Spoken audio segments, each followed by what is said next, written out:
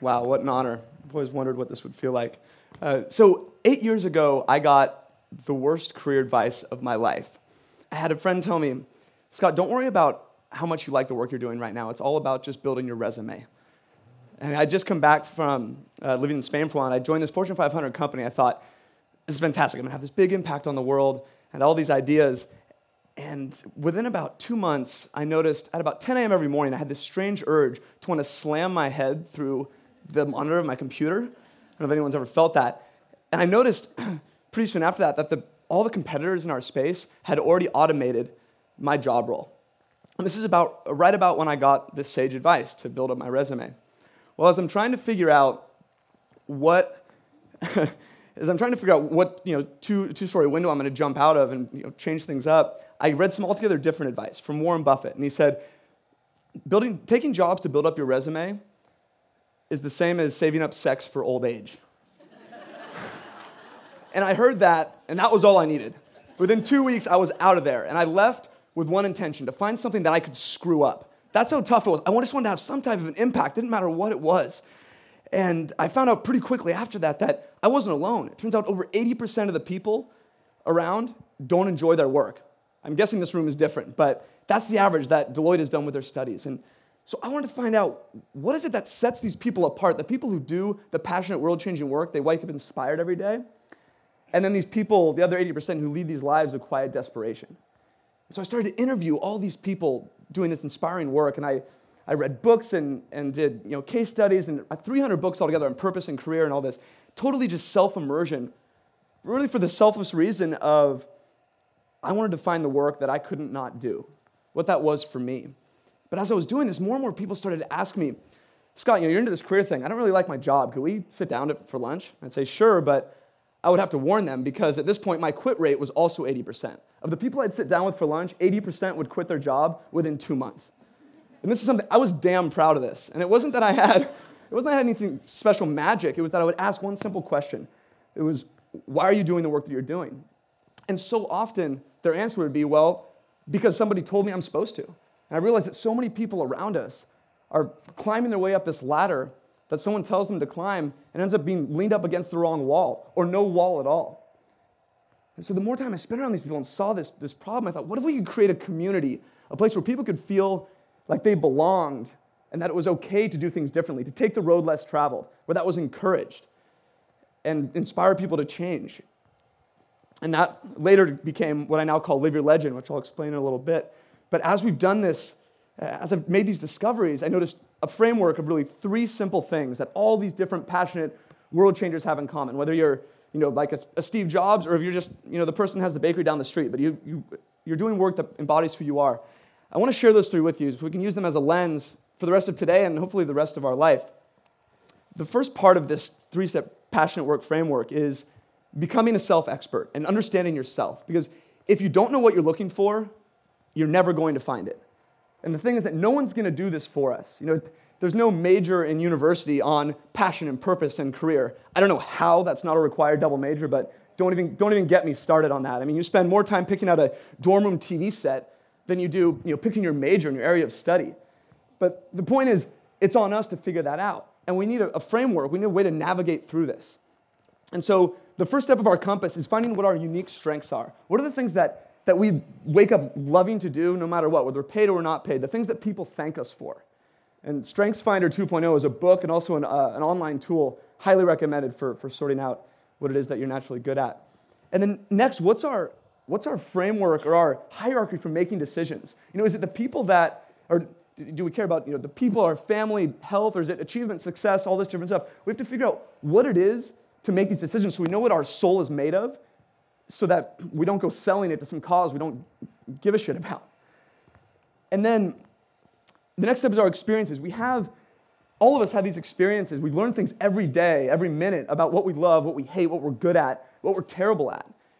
And if we don't spend time paying attention to that and assimilating that learning and applying it to the rest of our life, it's all for nothing.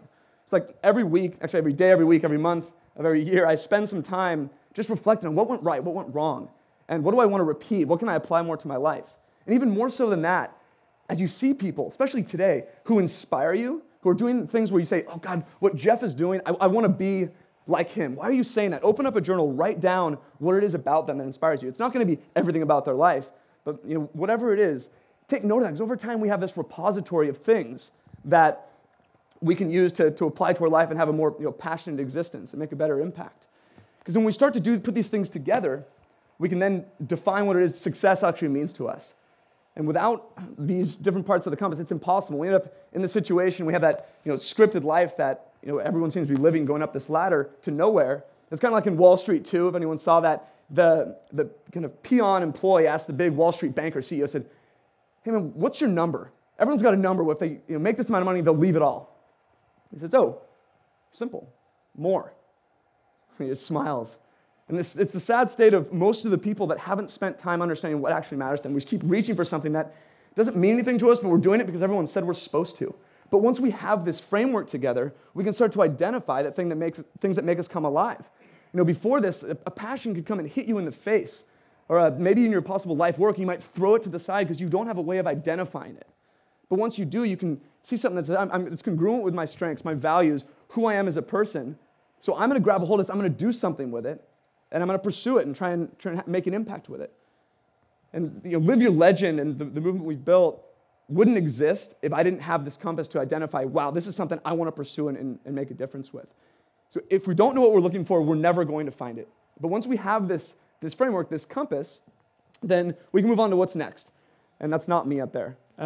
But doing the impossible and pushing our limits. Because there's two reasons why people don't do things. One is because they tell themselves they can't do them, or the other is people around them tell them they can't do them. Either way, we start to believe it, and either we give up or we never start in the first place. The thing is, everything was impossible until somebody did it. Every invention, every new thing in the world, people thought were crazy at first. Roger Bannister in the 4-minute mile, it was a physical impossibility to break the 4-minute mile in a foot race until Roger Bannister stood up and did it. And then what happened? 2 months later, like 16 people broke the 4-minute mile. The things that we have in our head that we think are impossible, often just milestones waiting to be accomplished, if we can push those limits a bit. And I think this starts with probably your physical body and physical fitness more than anything, is we can control that. If you show yourself, you don't think you can run a mile, you show yourself you can run a mile or two, or even like a marathon, or lose 5 pounds, whatever it is, you realize that can be transferred, that confidence compounds, can be transferred into the rest of your world. And I've actually gotten into the habit of this a little bit with my friends. We had this little group where we kind of go on physical adventures, and recently I found myself in a kind of a precarious spot.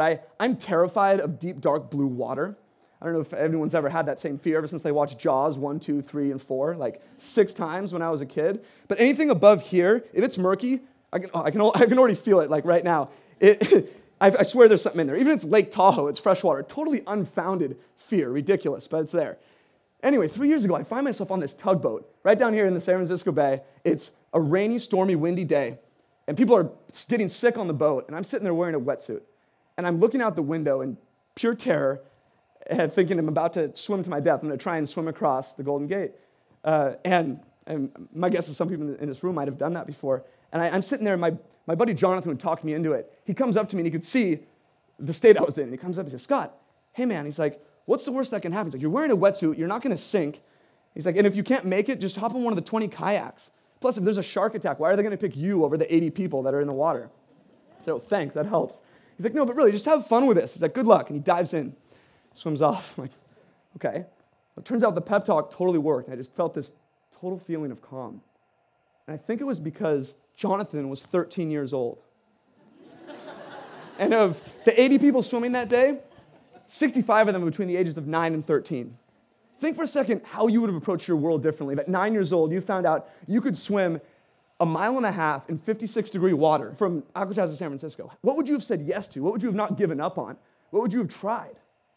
As I'm finishing this swim, I get to Aquatic Park, and I'm getting out of the water, and of course, half the kids already finished. So they're cheering me on, and they're all excited. And I got total popsicle head, if anyone's ever swam in the bay. And I'm trying to just thaw my face out. And I'm watching people finish. And I see this one kid, something didn't look right. He's just flailing like this. And he's barely able to sip some air before he slams his head back down. And I noticed other parents were watching too. And I swear they were thinking the same thing I was. This is why you don't let 9-year-olds swim from Alcatraz. And I mean, this was not fatigue. All of a sudden, two parents run up, they grab him, and they put him on their shoulders, and they're dragging him. He's just dragging like this. And I mean, totally limp. And then all of a sudden, they walk a few more feet, and they plop him down in his wheelchair. And he puts his fists up in the most insane show of victory I've ever seen. I could still feel the warmth and the energy on this guy when he made this accomplishment. The thing is, I had seen him earlier that day in his wheelchair. I just had no idea he was going to swim. I mean, where is he going to be in 20 years? How many people told him he couldn't do that he would die if he tried that? You prove people wrong. You prove yourself wrong, that you can make these little incremental pushes of what you believe is possible for yourself. You don't have to be the fastest marathon in the world, just your own impossibilities to accomplish those. And it starts with little bitty steps.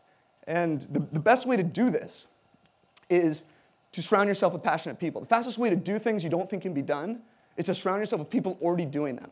There's this quote by Jim Rohn, and it says, you are the average of the 5 people you spend most time with. And there is no bigger life hack in the history of the world from getting where you are today to where you want to be than the people you choose to put in your corner.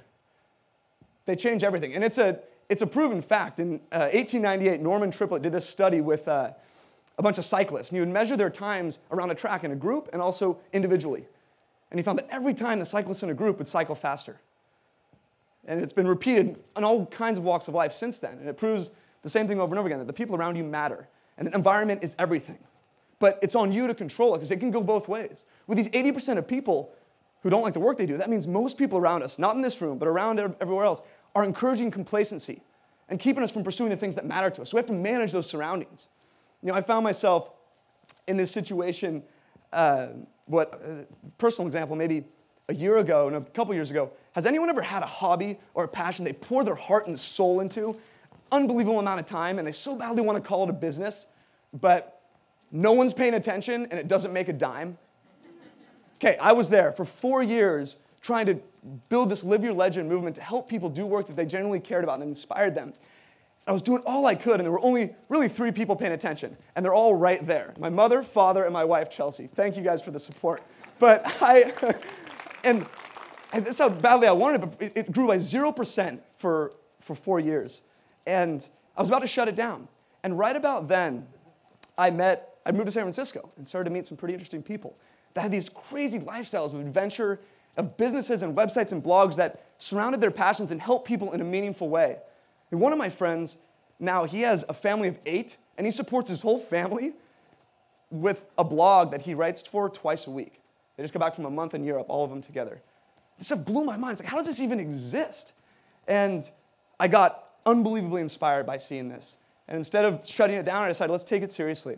I did everything I could to spend my time around, like every waking hour possible, trying to hound these guys with hanging out and having beers and workouts, whatever it was.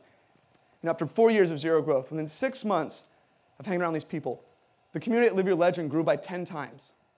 In another 12 months, it grew by 160 times. And today, over 30,000 people from 158 countries use our career and connection tools on a monthly basis. And those people have made up that community of passionate folks who inspire that possibility that I dreamed of for Live Your Legend so many years back. The people change everything. And this is why, you asked what was going on. Well, for 4 years, I knew nobody in this space.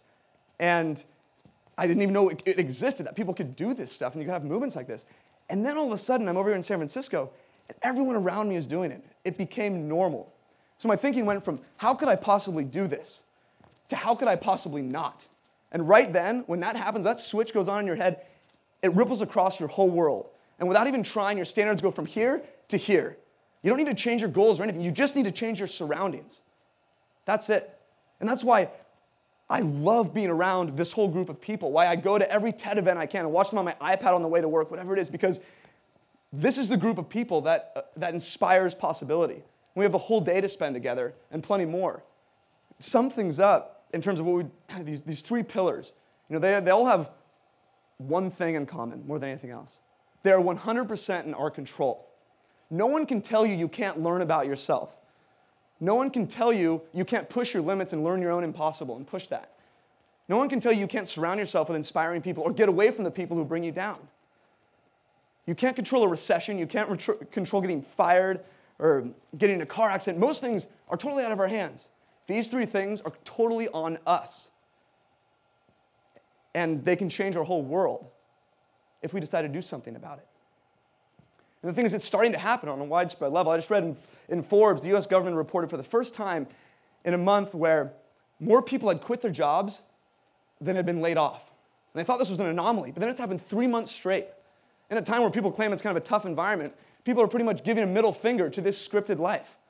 The things that people say you're supposed to do in exchange for things that matter to them and do the things that inspire them. And the thing is, people are waking up to this possibility that really the only thing that limits the possibility now is imagination. That's not a cliche anymore. Like, I don't care what it is that you're into, what passion, what hobby. If you're into knitting, you can find someone who is killing it knitting, and you can learn from them. It's wild. And that's what this whole day is about, to learn from the folks speaking, and what we profile these people and live your legend every day, because it shows people, when ordinary people are doing the extraordinary, and when you can be around that, it becomes normal. And this isn't about being, Gandhi or Steve Jobs doing something crazy. It's just about doing something that matters to you and makes an impact that only you can make. Speaking of Gandhi, he was a recovering lawyer, as I've heard the term. And he was called to a greater cause, something that mattered to him he could not do. And he has this quote that I absolutely live by.